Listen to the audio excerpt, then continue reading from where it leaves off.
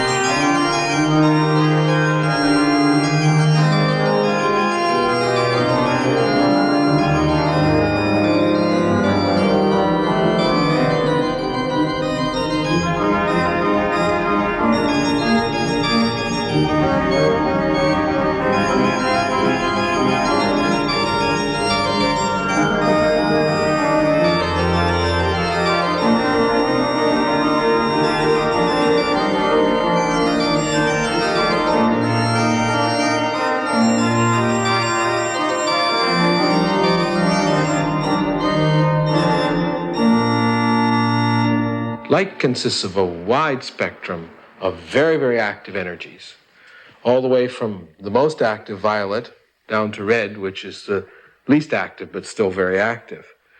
Now, laser light chooses a very, very tiny, thin, narrow range of light. And what's been very hermetic about holography in the past is that it required that little, thin, narrow laser light to be seen, and both to be made and to be seen, so that holograms could only be seen if you had lasers. One of the major innovations that came along was with Steve Benton at Polaroid, when he invented a means of seeing a hologram in white light, in light that you could have in your house or in sunlight outside. And this opened a floodgate of possibilities in holography. This piece of glass is actually a white light hologram called Crystal Beginning, which we originally made in 1977 as a kind of spatial test pattern, but people seem to like looking at it too. Now you can see how the white light is broken up into a spectrum so that as you move up and down, the color of the image changes. And the image is also three-dimensional, so that as you move from side to side, you see the shift between the front and the back parts of the image. We can also make holograms of actual objects, such as this hologram of some apples. Now it's actually 3 holograms in one, so as you move from side to side, you'll see bites appear in those apples.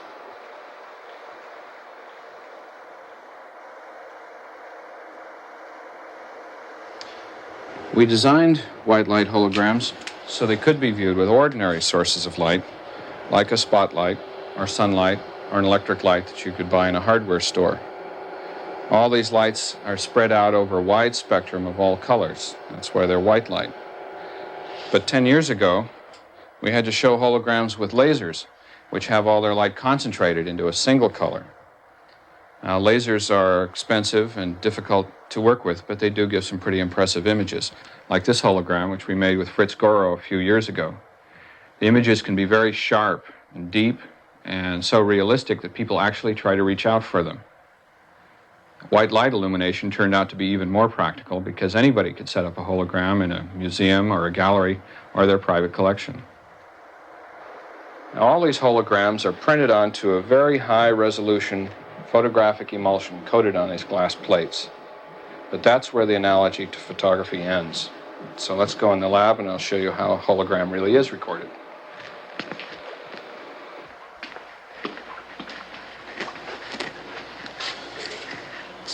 Now, the hissing noise you hear is coming from some air bellows that we had to put under this very heavy and rigid table, because although our holograms can be viewed with white light, they all start with a laser exposure, like this one.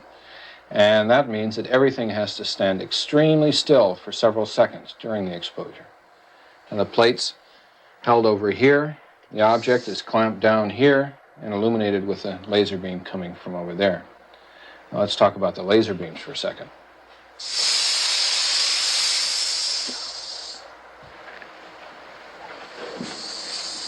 Now the beam starts from this end of the table, where it comes along and is split into two and comes back together for the exposure, as we'll see in a minute.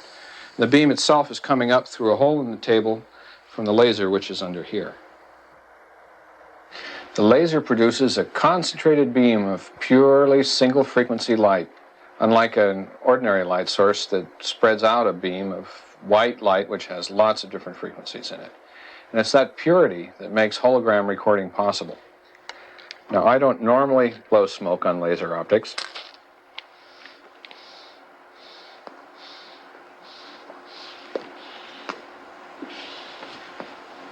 But this should help you see where the beams are going.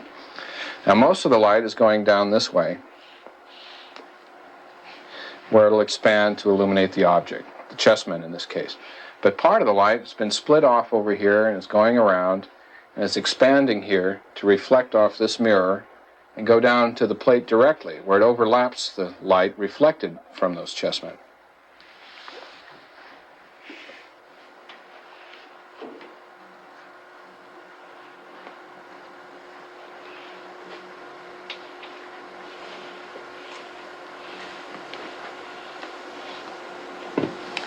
Now, here the light is expanding. It's going over to illuminate the chessmen.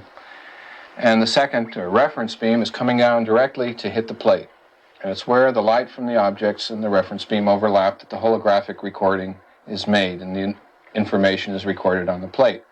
But there's nothing on the plate that looks anything like a chessman until you illuminate it in just the right way.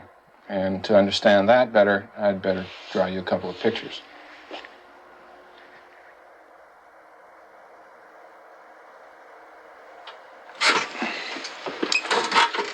Well, let's look at a really simplified version of what we saw on the laboratory table. Starts out with the laser, just putting out its concentrated beam of light. And here we put a beam splitter, which reflects most of the light down to a mirror, which is going to put it through a lens to spread it out and aim it at the object, which are the chessmen over here. So those waves are expanding and get reflected back in a kind of broken up form towards where we're going to put the holographic plate with its very high resolution, slow speed emulsion. But that's not the only light that's going to expose the plate, because that would just produce a fogged plate. So we put a mirror up here and beam the rest of the light towards the plate, expand it with another lens. So it produces another set of waves, which we call the reference waves, which overlap the waves from the object. And where they overlap, they produce an interference pattern, very fine, dark and light fringes, perhaps 25,000 of them to the inch. And that's what produces the exposure in the holographic emulsion. It's much too fine to see with your eye, but when you expose it and process it, you have the hologram. Now, if we take that hologram, put it back in place after processing it, and re-illuminate it with those waves that came from the laser, from the same direction and angle that the reference beam originally was, That recording in the emulsion diffracts those waves and reproduces exactly the waves that had been scattered from the object. So that if you put your eye there, the lens in your eye will focus an image on your retina, and you'll see the object just as though it were still there behind the plate, reflecting that light. And that's a pretty abstract concept. Well, what it means is that if you put your eyes here, they focus the image, and you see an extremely realistic three-dimensional image of that scene floating behind the hologram, just as though it were still there as it was a couple of hours before. If you move around, you see a different perspective views. Your two eyes see the stereo pair that you need to get a three-dimensional view. And if you come right up to the window, the hologram, you see through just that small part of it that's in front of your eye, and you see the entire scene from that particular perspective view. And you can also use that small area of the hologram to project that view of the hologram of the scene in front of the hologram, as I can show you on this slide. Now here's a hologram being illuminated by two separate laser beams from the top and the bottom. And from the top, it's projecting the view of the scene from the top. So we see these letters, for example, over the top of this hoop. But down here, the laser beam is projecting the view from the bottom of the hologram, so we look through the hoop to see the letters. And it's this ability of a hologram to project different perspective views from different parts of the hologram that makes it possible to make a white light transmission hologram. To make a white light transmission hologram, we take that hologram and illuminate a narrow horizontal strip of it with a fan beam of light so that we project images not onto a screen but to a second holographic plate, which we record with a second reference beam from the same laser. And because this image contains all the right to left eye views, it contains all the information we need in order to see 3D. But that's a lot less information than then was on the original laser hologram. That means that we need a lot less coherent light source in order to view it. So we can use a white light source like sunlight or spotlight, and that makes it a lot easier to see these holograms. My feelings about 3D are very intense and personal, and it's just it's something that once you've gotten bit by it, I think you're stuck with it for the rest of your life. There's a 150-year history of people who've felt that way, and they've done a lot of good work, which we're all building up from.